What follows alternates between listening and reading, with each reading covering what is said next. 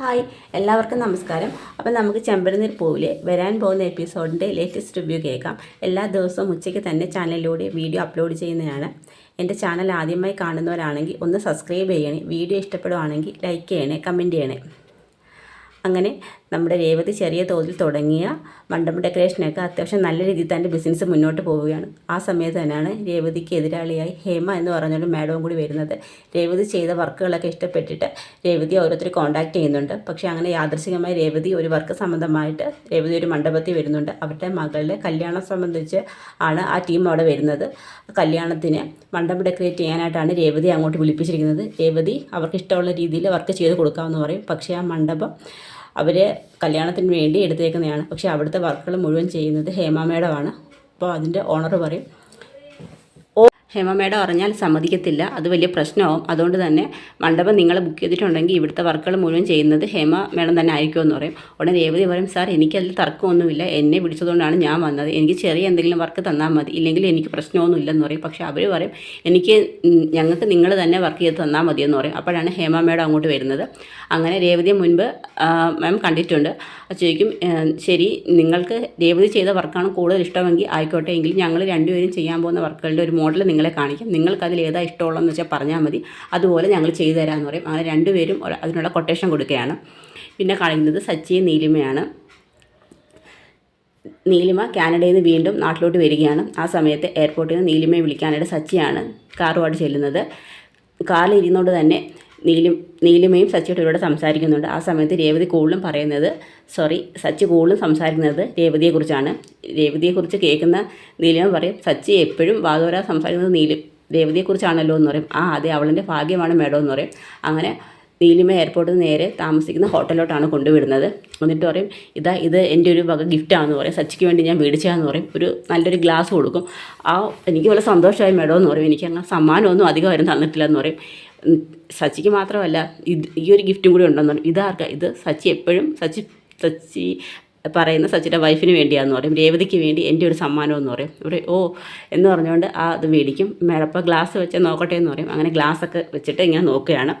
ഉടനെ നല്ല ഭംഗിയുണ്ട് കാണാൻ. ഉടനെ പറയും, മേഡം ഞാനൊരു ഫോട്ടോ എടുത്തോട്ടെ മേഡത്തിൻ്റെ കൂടെ. അതിനെന്താ, എനിക്കെൻ്റെ വൈഫിനെ കാണിക്കാനാന്ന് പറയും. അങ്ങനെ നീലിമയുടെ ഇങ്ങനെ ഫോട്ടോയൊക്കെ എടുക്കും. അങ്ങനെ ഗ്ലാസ്സും മേടിച്ചുകൊണ്ട് നേരെ രേവതിയെ കാണാനായിട്ട് ലക്ഷ്മി അമ്മയുടെ പൂക്കടയിലോട്ടാണ് വരുന്നത്. രേവതി അവിടെ കാണും. അവിടെ ചെല്ലുന്നതും ഗ്ലാസ്സും ഒക്കെ വെച്ച് സച്ചി കാറിൽ നിന്ന് ഇറങ്ങും. ദേവു ചോദിക്കും, നല്ല ഭംഗിയുള്ള സച്ചേട്ടാ, ഗ്ലാസ് എവിടെ നിന്ന് കിട്ടി? അതെൻ്റെ ഒരു ഫ്രണ്ട് എനിക്ക് കാനഡയിൽ നിന്ന് തന്നെയാന്ന് പറയും. ഓഹോ ചോദിക്കും, നിനക്കും ഉണ്ടെന്ന് പറയും. എനിക്കങ്ങനെ സച്ചിട്ട ഗ്ലാസ് നിനക്ക് തന്നതാ എന്ന് പറയും. അങ്ങനെ ഗ്ലാസ്സൊക്കെ രേവതി വെക്കും. എന്നിട്ട് ദേവു രണ്ടുപേരെ ഫോട്ടോയൊക്കെ എടുക്കും. ഇനി ഞാൻ ഫോട്ടോ എടുത്ത് കൊള്ളാമോ നോക്കട്ടെ എന്ന് പറഞ്ഞുകൊണ്ട് ദേവു ഫോട്ടോയൊക്കെ നോക്കുകയാണ്. അങ്ങനെ സ്ക്രോൾ ചെയ്ത് നോക്കുന്ന സമയത്താണ് നീലിമയുടെ ഫോട്ടോ കാണുന്നത്. ഇവരെ ഞാൻ എവിടെ കണ്ടിട്ടുള്ളൂ സച്ചേട്ട, ഇവരുടെ ഫോട്ടോ എങ്ങനെയാണ് സച്ചേട്ടൻ്റെ ഫോണിൽ വന്നത്? ആരാത്? ഇതാണ് എനിക്ക് ഗ്ലാസ് തന്ന എൻ്റെ ഫ്രണ്ടെന്ന് പറയും. ഇവർ ഞാൻ എവിടെ കണ്ടിട്ടുണ്ട്? അതിന് സാധ്യതയില്ല ദേവു, നീ എങ്ങനെ കാണാനേ, ഇവർ കാനഡയിലായിരുന്നെന്ന് പറയും. അല്ല സച്ചേട്ടൻ, നിങ്ങളുടെ കല്യാണത്തിന് ഞാൻ ഇവരെ കണ്ടിട്ടുണ്ട്. ഇവർ സുധിയേട്ടനോട് കൂടുതൽ സമയം അടുത്തിരുന്ന് സംസാരിക്കുന്നതൊക്കെ ഞാൻ ശ്രദ്ധിച്ചായിരുന്നു. അന്നേ ഞാൻ ഇവരെ ശ്രദ്ധിച്ചാന്ന് പറയും. ഇവരുടെ പേര് നീലിമ എന്നല്ലേ? അതെ, നീലിമ മേഡം. അയ്യോ സച്ചേട്ടാ, ഇവരല്ലേ സുധിയേട്ടൻ്റെ കയ്യിൽ നിന്ന് അന്ന് 50 ലക്ഷം എടുത്തുകൊണ്ട് നാട് വിട്ട് പോയത്? അപ്പോൾ രേവതി ഫോൺ എടുത്ത് നോക്കും. ശരിയാ സച്ചേട്ടാ, ഇവർ തന്നെ നിങ്ങളുടെ അനിയൻ്റെ കയ്യിൽ നിന്ന് പൈസ എടുത്തുകൊണ്ട് പോയെന്ന് പറയും. അയ്യോ, ഇവളെയാണോ ഇത്രയും നാൾ ഞാൻ മേഡമെന്ന് വിളിച്ച് കൊണ്ടു നടന്നത്? എൻ്റെ അച്ഛൻ്റെ കയ്യിൽ നിന്ന് 50 ലക്ഷം അടിച്ചുകൊണ്ടാണ് ഇവിടെ പോയെന്ന് പറയും. അങ്ങനെ പെട്ടെന്ന് സച്ചി കാറ് കൊടുത്തോണ്ട് നേരെ നീലിമ താമസിക്കുന്ന ഹോട്ടലിലോട് ചെല്ലും. അങ്ങനെ അവിടെ കൊണ്ടുവിട്ട സച്ചി ആയിരുന്നില്ല പെട്ടെന്ന് കാണുന്നത്. എന്താ സച്ചി പതിവില്ലാതെ? ഉടനെ ഇങ്ങനെ സച്ചി ഇങ്ങനെ ദേഷ്യം നോക്കുകയാണ്. എന്താ സച്ചിക്കൊരു മാറ്റം? മുമ്പ് വന്ന ആളല്ലല്ലോ, നീയാണോ നീലിമയെന്ന് ചോദിക്കും. അന്നപ്പോഴേക്കും നീന്നോ ഇത്രയും നേരം മേഡമെന്ന് വിളിച്ചിട്ട് പെട്ടെന്ന് എന്താ സച്ചിക്കൊരു മാറ്റം എന്ന് ചോദിക്കുക. നീയല്ലേ എൻ്റെ അച്ഛൻ്റെ 50 ലക്ഷം കൊണ്ടുപോയ നീലിമയല്ലേ എന്ന് പറയും. നിങ്ങളുടെ അച്ഛൻ്റെ 50 ലക്ഷം കൊണ്ട് പോയെന്നോ? നിനക്ക് സുധി അറിയാമെന്ന് ചോദിക്കും. ഏത് സുധി? അറിയാമെങ്കിൽ തന്നെ അത് സച്ചിയോട് പറയേണ്ട കാര്യം എന്തോന്ന് ചോദിക്കും. നീ കള്ളത്തരം പറഞ്ഞ് മയക്കി എടുത്തുകൊണ്ട് പോയില്ലേ 50 ലക്ഷം രൂപയും അടിച്ചുകൊണ്ട് പോയ ആ സുധി, അവൻ്റെ ചേട്ടനായ സച്ചിയാന്ന് പറയും. അവൻ്റെ ചേട്ടനായിരുന്നു എന്ന് ചോദിക്കും. അതെ, എവിടെ എൻ്റെ അച്ഛനെ നീ പറ്റിച്ചുകൊണ്ട് പോയ 50 ലക്ഷം രൂപയെന്ന് പറയും. എന്നിട്ട് പറയേ, 50 ലക്ഷം രൂപ തന്നിട്ട് നിന്നെ ഞാൻ ഇവിടുന്ന് വിടത്തോളൂ എന്ന് പറയും. എൻ്റെ അച്ഛൻ കഷ്ടപ്പെട്ടുണ്ടാക്കിയ പൈസയാണെന്ന് പറയുന്നത്. സച്ചി, നിങ്ങൾ എന്തൊക്കെയാണ് പറയുന്നത്? നിൻ്റെ അനിയനാണ് സുധി എന്നുണ്ടെന്നുണ്ടെങ്കിൽ അവന് ഞാൻ 50 ലക്ഷം രൂപ തിരിച്ച് മടക്കി കൊടുത്തു എന്ന് പറയും. മടക്കി കൊടുത്തോ? അതെ, 50 ലക്ഷം രൂപ മാത്രമല്ല, 50 ലക്ഷം രൂപയും അതിൻ്റെ പലിശയും കൊടുത്തായിരുന്നു. ഇല്ല, നീ കള്ളവ പറയാമെന്ന് പറയും. എനിക്ക് നിന്നോട് കള്ളം പറയേണ്ട കാര്യമില്ല സച്ചി, എന്ന് പറയും. ഞാൻ സത്യമാണ് പറയുന്നത്. ഞാൻ നിൻ്റെ അനിയൻ സ്തുതിയുടെ കയ്യിൽ നിന്ന് 50 ലക്ഷം രൂപ വാങ്ങിച്ചിട്ടുണ്ടായിരുന്നു. അത് നിൻ്റെ അച്ഛനെ പറ്റിച്ച് കൊണ്ടുവന്ന കാശാന്ന് എനിക്കറിയത്തില്ലായിരുന്നു. നിൻ്റെ അച്ഛനെ പറ്റിച്ച് നിൻ്റെ അനിയൻ എൻ്റെ കൈ കാശ് കൊണ്ടുവന്നെങ്കിൽ അവൻ നാളെ എന്നെയും പറ്റിക്കും. അവന് വിദ്യാഭ്യാസം മാത്രം ഉണ്ടെന്നേ ഉള്ളൂ, അവന് പ്രായോഗിക ബുദ്ധി ഇല്ലെന്ന് പറയും. അതുകൊണ്ട് തന്നെ ഞാൻ അവനെ പറ്റിച്ചതെന്ന് പറയും. അവൻ ചോദിക്കുക, ഞാൻ 50 ലക്ഷം രൂപ കൊടുത്തു, പിന്നെ പലിശ ഉൾപ്പെടെ വേണമെന്ന് പറഞ്ഞത് അവൻ്റെ ഭാര്യയാണെന്ന് പറയും. ശ്രുതിയോ? അതെ സച്ചി, നീ അന്ന് പോലീസ് സ്റ്റേഷനിൽ വെച്ച് എനിക്കൊരു ഒപ്പിട്ട് തന്നില്ലായിരുന്നോ? കഴിഞ്ഞ പ്രാവശ്യം വന്നപ്പോൾ. അതെ, അത് ഈ കേസ് ഒത്തുതീർപ്പാക്കാൻ വേണ്ടി എൻ്റെ വക്കീലും കൂടെ ഉണ്ടായിരുന്നു പറയും. 50 ലക്ഷം രൂപയും പലിശ ഉൾപ്പെടെ 55 ലക്ഷം രൂപ ശ്രുതിക്കും പോലീസ് സ്റ്റേഷനിൽ വെച്ച് ഞാൻ കൊടുത്തതാണെന്ന് പറയും. അതിൻ്റെ തെളിവ് ഉൾപ്പെടെ എൻ്റെ കയ്യിലുണ്ടെന്ന് പറയും. ഇത് കേൾക്കുന്ന സച്ചിക്ക് അങ്ങ് ദേഷ്യം വരികയാണ്. അത് ചെറിയ, ഞാൻ നിങ്ങളുടെ അനിയനെ പറ്റിച്ചുകൊണ്ട് പോയി എന്നുള്ള സത്യമാണ്. പക്ഷേ ഞാൻ പൈസ മടക്കി കൊടുത്തിട്ടുണ്ട്. ഇനി എനിക്ക് ഇതോട്ട് യാതൊരു ബന്ധമില്ലെന്ന് പറയും. പക്ഷേ അവൻ ഇതുവരെയ്ക്കും ഈ ഒരു കാര്യം ഞങ്ങളുടെ വീട്ടിൽ പറഞ്ഞിട്ടില്ലെന്ന് പറയും. അതെ, അവൻ ഫ്രോഡാണ്. അവനേക്കാൾ ഫ്രോഡാണ് അവൻ്റെ ഭാര്യ. അവളാണ് എൻ്റെ കയ്യിൽ നിന്ന് 5 ലക്ഷം രൂപ വേണമെന്ന് നിർബന്ധം പിടിച്ച് മേടിച്ചതെന്ന് പറയും. നീ കരുതുന്നതാണ് കൊല്ല, 2 എണ്ണം ഫ്രോഡുകളാണെന്ന് പറയും. ഉടനെ പറയും, നീ പറഞ്ഞല്ല ഞാൻ വിശ്വസിക്കുകയാണ്. പക്ഷേ ഇത് ഞാൻ വീട്ടിൽ ചെന്ന് പറഞ്ഞു കഴിഞ്ഞാൽ ഒരു കാരണവശാലും അവരിത് അംഗീകരിക്കത്തില്ല. പക്ഷേ എൻ്റെ കൂടെ നീലിമ അവിടെ വരണമെന്ന് പറയും. ഞാൻ എന്തിനാണ് വരുന്നത്? സത്യങ്ങളല്ല തെളിവ് ഉൾപ്പെടെ കാണിച്ചെങ്കിൽ എൻ്റെ അച്ഛനെ എനിക്ക് സത്യം പറഞ്ഞ് ബോധ്യപ്പെടുത്താൻ പറ്റത്തുള്ളൂ എന്ന് പറയും. ഉടനെ നീലിമ ഇങ്ങനെ മനസ്സിൽ ആലോചിക്കും, എന്തായാലും അന്ന് എൻ്റെ കയ്യിൽ നിന്ന് 5 ലക്ഷം രൂപ അവൾ പിടിച്ചു പറിച്ച് മേടിച്ചതാണ്. ശ്രുതിക്ക് വിട്ടൊരു പണി കൊടുക്കാൻ പറ്റിയ സമയമാണ്. എങ്കിൽ പിന്നെ ഇവൻ്റെ കൂടെ പോയിട്ട് തന്നെ കാര്യം പറയും. ഉടനെ പറയും, ശരി സച്ചിയുടെ കൂടെ ഞാൻ വരാം, തെളിവ് ഉൾപ്പെടെ ഞാൻ വരാമെന്ന് പറയും. അങ്ങനെ വീട്ടിലെല്ലാവരും ഇങ്ങനെ ഇരിക്കുകയാണ്. ശ്രുതിയും എല്ലാവരും ഇരിക്കുകയാണ്. ആ സമയത്താണ് സച്ചിയുടെ ഒരു മാസ് പ്രകടനം. സച്ചി അങ്ങോട്ട് കാറൊക്കെ തുറന്ന് വരികയാണ്. ഉടനെ സച്ചി എല്ലാവരെയും വിളിക്കുന്ന സമയത്ത് പറയും, അച്ഛാ അമ്മ എന്നൊക്കെ പറഞ്ഞു വിളിക്കും. എന്തുവാടാ കിടന്ന് വിളിക്കുന്നത്? അച്ഛൻ്റെ കയ്യിൽ നിന്ന് 50 ലക്ഷം രൂപ കട്ടുകൊണ്ട് പോയിട്ട് ഇവൻ അതിൽ നിന്ന് പൈസ തന്നിട്ടുണ്ടെന്ന് ചോദിക്കും. എന്താ നീ ഇപ്പോൾ അതൊക്കെ പറയാൻ? ആ 50 ലക്ഷവും കട്ടുകൊണ്ട് പോയ ഇവൻ്റെ കാമുകിയെ ഞാൻ കണ്ടുപിടിച്ചെന്ന് പറയും. കാമുകിയോ? ആ 50 ലക്ഷം രൂപ ഇവന് തിരികെ കിട്ടിയിട്ടുണ്ട് അച്ഛാന്ന് പറയും. ഉടനെ പറയും, ശ്രുതി പറയും, തിരിച്ച് കിട്ടിയെന്നോ? ഉടനെ ശ്രുതി അങ്ങ് ഞെട്ടുകയാണ്. ശ്രുതി ഇങ്ങനെ കണ്ണൊക്കെ കാണിക്കും. ഇവൻ ചുമ്മാ പറയുന്നതാണ്. ഉടനെ ശ്രുതി വന്നിട്ട് പറയും, സച്ചി നീ വെറുതെ ഓരോ വിഡിത്തരം കുറിച്ച് പറയരുത്. 50 ലക്ഷം രൂപ ഞങ്ങൾക്ക് തിരിച്ചു കിട്ടിയെന്നു. നീ എന്തൊക്കെയാണ് പറയുന്നത്?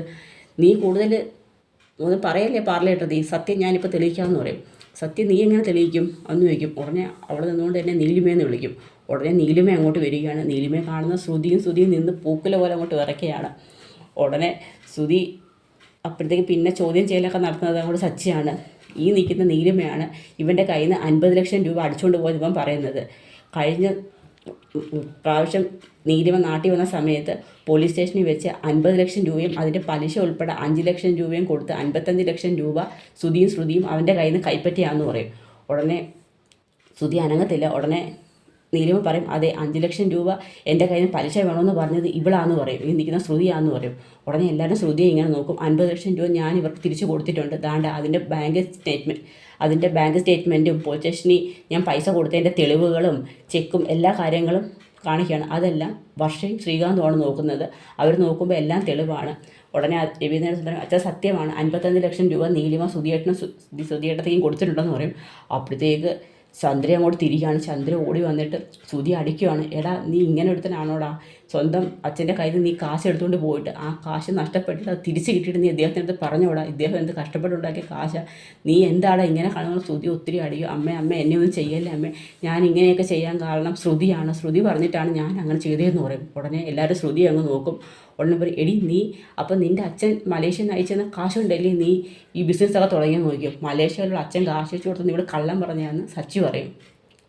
ഉടനെ പറയും, ഇവിടെ അച്ഛൻ ഒരു പൈസ അയച്ചു കൊടുത്തിട്ടില്ല അമ്മ, എൻ്റെ അച്ഛൻ കഷ്ടപ്പെട്ടുണ്ടാക്കിയ കാശ് 2 എണ്ണവും കൂടി പോലീസ് സ്റ്റേഷനിൽ വെച്ച് സൂത്രത്തിൽ കൂടി കൈപ്പറ്റിയതിന് ശേഷം ആ പൈസയ്ക്ക് 2 കൂടി ചേർന്ന് ഒരു പാത്രക്കട ഇട്ടേന്ന് പറയും. എന്നിട്ട് എല്ലാവരെയും പറ്റുകയും ചെയ്തിട്ട് ബാക്കി കാശ് അവരുടെ അക്കൗണ്ടിൽ നിന്ന് ഇട്ടേക്കുമെന്ന് പറയും.